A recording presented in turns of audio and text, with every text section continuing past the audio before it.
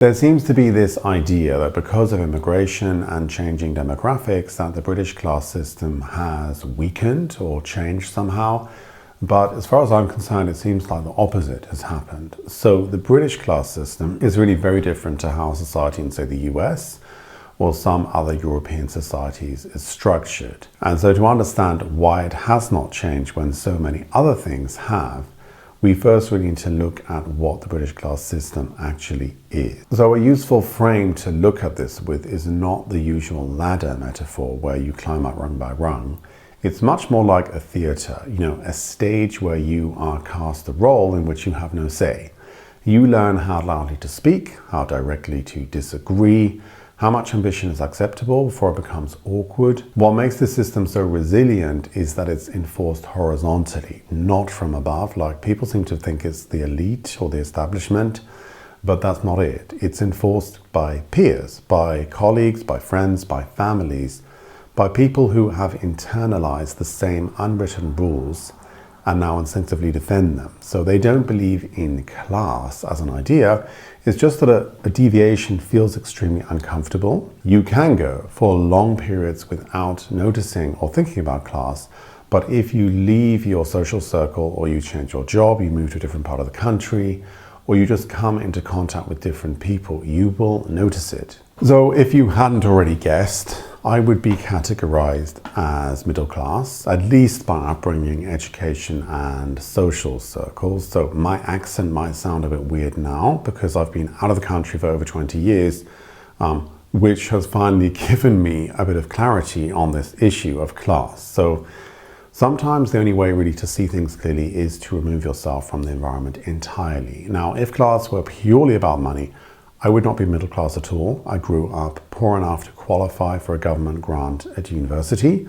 My parents earned below the minimum threshold, which meant my tuition fees were covered and I just had to pay for housing myself. I went to Exeter University, which, if you're not familiar with it, had a reputation at the time for attracting a disproportionate number of wealthy middle and upper class students. It was often described as the place for Cambridge and Oxford rejects, although I don't really know if that is still true today. So I was one of the token, let's say, underprivileged students that the university was trying to gain social credit for accepting.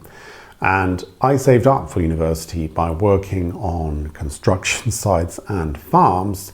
And so basically I spent my late teens immersed in environments that were unmistakably working class or lower middle class. And so I arrived at university carrying cultural signals that really just didn't quite align. I had the accent kind of fit, but the money and the background didn't. And this mismatch really revealed something fundamental to me about how class actually works in Britain. So in theory, Britain talks about class as a simple hierarchy. You've got the working class, the middle class, and the upper class. Sometimes people add an underclass at the bottom or an elite at the top, like families whose lineage, wealth, and influence stretch back centuries. But in practice, class in Britain is not best understood as a linear ladder at all. It's much better understood as a set of identity scripts written for the stage of life. So each class is anchored to a very different source of legitimacy. The working class tends to anchor identity in community and origin. Like where you're from matters a lot. Who your people are is everything. Loyalty to the place and the family and shared struggle, that really carries a lot of moral weight. And this creates real strength. There's a sense of solidarity, of true belonging and mutual recognition, but it does also create constraints. Like any attempt to move too far beyond these boundaries can be read as disloyalty, like a rejection of your roots and an implicit judgment on the people who stayed there. And so there is a deep-rooted anti-establishment culture among the working class and a kind of simmering anger and hatred directed towards the upper class. But as I just said, the class system is enforced horizontally, peer-to-peer, more than it is top-down oppression. And so I reject the popular idea that the working class are victims, but it is where a lot of the potency of this class identity is amplified, in victimhood. The upper class, and especially the elite, they anchor identity in lineage and in insulation. So belonging there is inherited, security is assumed, and status doesn't need to be performed or reinforced because it is already recognized and legitimized by lineage. So in this class, mistakes are easily survivable, and any kind of failure rarely threatens identity or survival because the family and the legacy is there to keep you in place. So this is why someone from a working class background will never ever become upper class, because you cannot change your heritage. Even if you somehow marry into an elite family, that doesn't legitimize your position in terms of class. Now, when it comes to the middle class, they operate very differently than the other two. So the middle class anchors identity in performance and approval. Now, if you're middle class and still live in Britain, you might be having an emotional reaction to that right now, but please just hear me out. So if you are middle class, you are expected to be competent, flexible, and useful. You are expected to succeed, but without appearing too hungry for success. You are expected to have taste, but not to show it off. You are expected to speak properly, but not sound too posh. You are expected to empathize downward and to defer upward. And this role is inherently unstable because unlike the working class, you cannot rely on origin for legitimacy. And unlike the upper class, you cannot rely on inheritance for, safety and installation. So belonging has to be constantly earned. This creates a particular psychological pattern of self-monitoring. There's always these questions of how am I coming across? Was that too much? Did I overstep? Did I make myself uncomfortable, to be around? There is a lot of shame embedded in the middle class position, and it encourages you to apologize for your own existence. It teaches you to be very careful, to temper and downplay your ambition, and just generally to stay small and not take up too much space. This is the British middle class position I'm talking about. Other countries, this is not the case. So because of this self-regulation, it's all internalized very early. It doesn't really feel like shame or oppression. It just feels like your personality, which is precisely why it's so why the system survives. No one really needs to enforce it because people police it themselves and each other, and it's entrenched. And this is where class in Britain differs from, a simple economic hierarchy, because you can be wealthy without ever becoming upper class, and you can actually lose money and be quite poor without losing status. Material mobility does not dissolve cultural placement. And so this is why the middle class often feels culturally homeless, because they are too detached from the rooted solidarity of the working class, and they're too exposed for the insulation of the elite. And this really matters a lot because the middle class is the connective tissue of society. They translate between worlds, they stabilize institutions, and they keep the systems running. And so when the middle class loses confidence or comes under threat, institutions tend to decay while the elites consolidate, their power, and the working class has to absorb the pressure. And, in sort of history of Britain, it really does seem to be the case that the middle class does not just drift gently into balance. If there's not enough middle class, things polarize very quickly. And this is why understanding class as identity is not academic hair-splitting. It actually explains why Britain's class system has survived industrialization, democratization, globalization, and cultural upheaval, because it doesn't live in law or policy or money.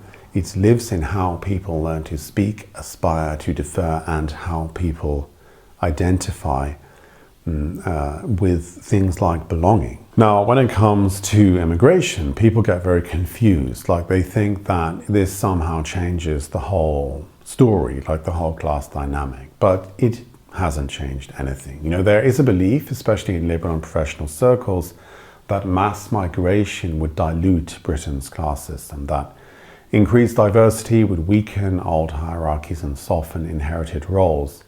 to lead to some sort of like more meritocratic and fluid society.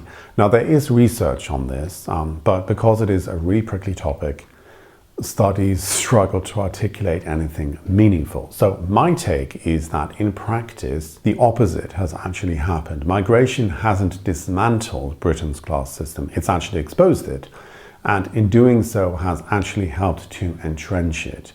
Because when people arrived without having learned these scripts, these scripts become more visible. Like the working class experienced this first. For communities already under economic pressure, immigration just like intensifies competition for housing, jobs and public services. But more than that, it destabilizes the few sources of like where identity comes from for the working class, like local norms and informal rules and like shared sense of belonging. When these norms appear unevenly enforced, the working class doesn't interpret it as like cultural complexity. They see it as disrespect and a direct attack on their sense of identity. Like, remember, class identity at this level is anchored in community, where you come from and who your people are. So the reaction is obviously defensive. The boundaries harden, belonging becomes more tightly policed, and what was once kind of like implicit becomes explicit. The middle class feels the pressure very differently. Immigration doesn't challenge their material position so much as their already fragile identity role. So the middle class is expected to translate and to mediate and adapt and to sort of make the system work while appearing morally comfortable doing so. And so they are pulled in two directions at once. Upward, they are asked to defend institutions and like vague abstract values like diversity and inclusion. But downward, they are also expected to empathize and absorb frustrations. And so immigration makes class differences more visible. The middle class becomes more anxious about, missteps, about saying the wrong thing, sort of being in the wrong place or appearing like, too harsh. And so we get this self-censorship. People stop saying what they actually believe. Performance intensifies, shame deepens, and self-monitoring increases. Then we have the upper classes and the elite, who, they live in neighborhoods that are not really affected by immigration. Their children attend schools that are sort of buffered from this disruption. And their social capital allows them to bypass any sort of friction points, and so they don't really understand what all the fuss is about. And for them, immigration is rarely experienced like as lived complexity. It's just a sort of abstraction. This, this thing which basically you can enjoy the really nice things about it, the food and maybe like a cultural festival, but they are shielded from all the challenges that it brings with it. So immigration does not flatten the hierarchy. It just redistributes the friction into the structure that was basically already there. So the pressure accumulates at the bottom and in the middle, and while the top remains structurally protected. And so in this way, immigration has not erased class, it's actually just clarified it. It has made visible who absorbs social change, who manages it, and who remains untouched by it. And because Britain just doesn't seem to be able to articulate a shared national story anymore, one that sort of explains, expectations and norms and belonging clearly, these pressures are interpreted through class identity rather than resolved collectively. So the result is not the death of the British class system, but its actual, quiet reinforcement. Old roles persist because new conditions force people to cling to them more tightly.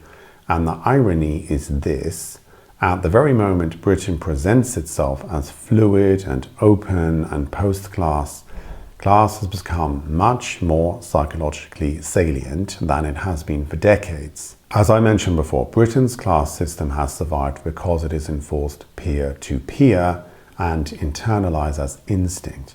In other words, people just experience it as how things are. And if you just stay in your village or town, you will barely notice it. But like a theater, it tells people where to stand, how to speak, what kind of ambition is acceptable, and which roles are rewarded. And so when the wider national story weakens, those roles become even more important, because in the absence of a shared narrative that explains who we are together, people cling much more tightly to the scripts that still offer some kind of orientation, however limiting it may be. This is why immigration, globalization, and economic pressure have not dissolved Britain's class system. They have made it more visible, more consequential, and just harder to ignore. And so the stage has become really crowded, the lighting has become harsher, the roles more rigid, and yet Britain continues to pretend that class is some kind of ancient relic from the past, something softened by education and income or good intentions, but it isn't.